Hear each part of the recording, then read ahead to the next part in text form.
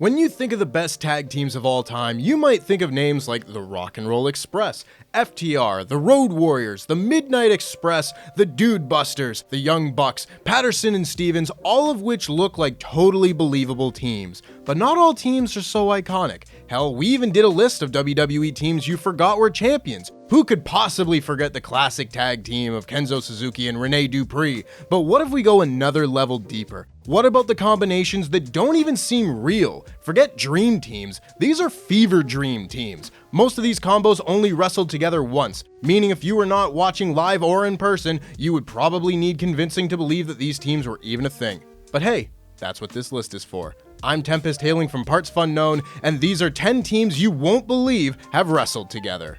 But before we get on with this list, make sure of course that you're subscribed to partsFUNknown so that you don't miss a single list just like this one, and make sure that you go and check out our list of 10 WWE teams you forgot were tag team champions. Number 10, Tommaso Ciampa and Rhino. You may think that this unlikely duo would have wrestled during their shared time in NXT, as brief as it was. Rhino, of course, made his WWE return to NXT in 2015, where he was primarily used as the frenemy of Baron Corbin. He and Corbin even wrestled Tommaso Ciampa and Johnny Gargano on NXT in the inaugural Dusty Rhodes Tag Team Classic a year before DIY became the best babyface team in NXT history. But this was not the first time that the Man Beast and the Man Beard crossed paths. No, that would be in Ring of Honor in one of the more high-profile matches on this list. In the opening match of Death Before Dishonor 9 in 2011, Rhino teamed with Ciampa as the Embassy, a faction that would also include future WWE star Mia Yim, to defeat Homicide and Jay Lethal. This was the only time the two teamed up in ROH, but they would eventually have a singles match at ROH Reclamation in 2013. Number 9, Bryan Danielson and Scott Norton. Unlike many of the entries on this list, this team actually wrestled a decent amount together. You would certainly not think of former IWGP Heavyweight Champion and NWO B-Team member Scott Norton as a regular tag partner of Bryan Danielson, considering Norton looks like if Bryan Danielson ate Bryan Danielson and then went back for seconds and thirds, but the two had a series of matches together spaced out from November of 2002 until October of 2004 while in Norton's home of New Japan Pro Wrestling. Just gonna sneak some New Japan content into your subconscious through these lists about other things. It's the perfect crime. This was during the days when the American Dragon was Bryan's ring name rather than his nickname, or a show on the Disney Channel starring certified legend Dante Bosco. They also may have had the highest caliber of opponents as well, with the duo competing as a team at least 8 times against the likes of Minoru Suzuki, Yuji Nagata, Tiger Mask 4, and Jushin Thunder Liger. Number 8, Kota Ibushi and Xavier Woods. Two of Kenny Omega's greatest rivals, one in the ring and one in Street Fighter. Although to be honest, some of the DDT matches the Golden Lovers had look more like Street Fighter than actual Street Fighter. Before he would sign a part-time contract with New Japan Pro Wrestling in 2013, Kota Ibushi wrestled for the promotion as a freelancer while also performing as one of the top stars of his very silly home promotion DDT. Look at him take 100 destroyers in a row from a blow-up doll. Haters stay mad. But during one of his stints with New Japan in 2010, he competed in the Super J Tag Tournament to crown new IWGP Junior Heavyweight Tag Team Champions after the titles had been vacated. Ibushi's tag partner in the tournament? A lovely chap named Austin Creed. This, of course, being the previously used indie name of the man who would go on to be best known as Xavier Woods. The match is quite good. Unsurprising considering it was Kota Ibushi and Xavier Woods versus Kushida and a young, still mobile Gedo, but this very charismatic duo was unable to make it past the first round. Fun fact, this was Woods' first match after leaving TNA and one of his last before signing with WWE later that year. Number 7, Sergeant Slaughter and the Hurricane. In the time-old WWE tradition of person from somewhere else, person must be bad, La Resistance graced Madison Square Garden on the June 23, 2003 episode of Raw and sang the French national anthem.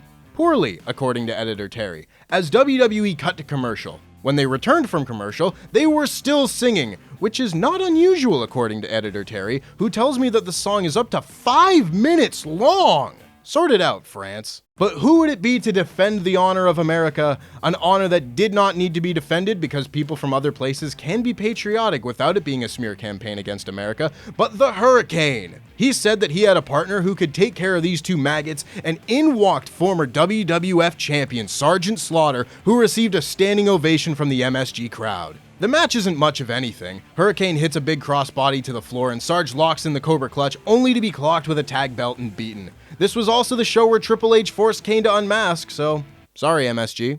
Number 6, Paul Burchill and Terry Funk. Because when I think of the ideal tag team partner for a then 60-year-old Terry Funk, I really think of pre-pirate Paul Burchill. Burchill's WWE run may have been littered with swashbuckling and implied incest, but his career before that saw him team up with one of the all-time greats in professional wrestling, Terry Funk. This was at Frontier Wrestling Alliance's British Uprising 3 event in 2004, in between Terry's 4th and 5th official retirements. I've tried to keep this to strictly 2-on-2 tag matches, but this combination was so absurd that I couldn't not include it, despite it being a trios match. Paul and Terry were aligned with a fella named Paul Travel as they beat the formidable gang of Drew McDonald, Guy Thunder, and Raj Ghosh. Yeah! I have no idea who any of these Brits are. It doesn't appear that any of them ever wrestled outside of the UK, aside from Raj, who wrestled a match in WXW. Hi, Dan. But for one night, they all got to share the ring with a true blue legend of pro wrestling, and Terry Funk. Number 5, The Undertaker and Chris Benoit. This one might not seem so unbelievable considering the amount of time both men spent in WWE together, but in fact, The Undertaker and Chris Benoit never wrestled as teammates under the WWE umbrella. Rather, to find this ridiculous styles clash of a tag team, you have to go back to, you guessed it, New Japan Pro Wrestling. Here's another complete fever dream lineup, so hold on to your pasty white butts and let this marinate in your brain. In his last match with New Japan before returning to the States to finish up with WCW and eventually sign with WWE in 1990, The Undertaker, wrestling as Punisher Dice Morgan, not sure why he didn't let that name ride, teamed up with the Pegasus Kid, aka a young Benoit, to face the duo of WWE Hall of Famer Scott Hall and Rocco Rock of Public Enemy. I challenge you to find a stranger tag team match, and if you can, please tweet them to me at Pete Quinnell. What is really fascinating is that during this 5-show tour with New Japan, the Dungeon Dice Monster had 5 different tag team partners that could all have made it onto this list. Benoit, Scott Hall himself, Corporal Kirshner, the Berserker, and Bam Bam Bigelow. You certainly can't tell me those fans were seeing the same match every night. Number 4, Batista and Mr. Perfect. This one will be difficult to find pictures of as it was a dark match in February of 2002. Sorry, Brandon. But there is a funny story to go along with it, so, oh well. Still working as the Leviathan, yet to be called up from Ohio Valley Wrestling, Batista was teamed up with another all-time great, Mr. Perfect, to take on OVW peers Randy Orton and Shelton Benjamin. However, as Big Dave would write in his book, the match absolutely did not go as planned. Less than a minute in, the Leviathan with the dragon tattoo took a standard back elbow and was covered, and he used this time to think of what spot to do next. He had a good think about this. So good, in fact, that he became lost in that thought, and the referee counted the 3. For 3 seconds, Batista forgot how this whole hokey, stupid business works, and he and Mr. Perfect lost in a matter of seconds. How this didn't lead to Batista being cut from the roster, I'll never know. Oh wait, yes I do. Muscles! The match would be restarted with Mr. Perfect and Batista winning, but no one involved was thrilled. Number 3, Big Boss Man and John Cena. I often forget that the Big Boss Man was under contract with WWE in 2002. Granted, he had been relegated to putting over young talent on shows like Heat and Jacked with 2Ks because WWE was hard like that, but Ray Traylor's final match with WWE actually came in Ohio Valley Wrestling, teaming with the future face that runs the place, John Felix Anthony Cena Jr., or as he was known in OVW at the time, Mr. P. Great name that. Cena had been called up to SmackDown in June of that year, but still fulfilled his dates with OVW, with this being his last match as a developmental talent. This is the case for many of the entries on this list, but this one truly feels surreal as John Cena and Big Bubba Rogers come from 2 completely different eras with hardly any overlap. I love finding little tidbits like this, and hopefully you do too. That's what this video is all about, just neat little pieces of wrestling knowledge that you would probably never know otherwise. This was another trios match with Charlie Haas joining this pair to beat future main roster stars Lance Cade, Sean O'Hare, and reportedly shit at singing the French national anthem, Rene Dupree. Number 2, Kurt Angle and Shinsuke Nakamura. No, this did not take place during Kurt Angle's thoroughly underwhelming retirement run with WWE / Shinsuke Nakamura's thoroughly underwhelming normal run with WWE. And I'm not upset about it. Rather, this came during Kurt Angle's all-too-short run with New Japan Pro Wrestling in the late 2000s. Angle would work with New Japan during his run with TNA, and while he was certainly not at his physical best at the time, a fact that would rob us of a run that would almost certainly have solidified him as the best wrestler of all time, we still got some really cool moments and matches, including this one. Lumpies and Germs, I present to you the tag match from Day 6 of the 2008 G1 Climax of Kurt Angle and Shinsuke Nakamura versus Hiroshi Tanahashi and AJ Styles. These men were not all at their respective peaks at this time, but if they were, sweet, merciful Christ, that is a formula for the greatest tag match of all time. And it is still great, but my God, what it could have been.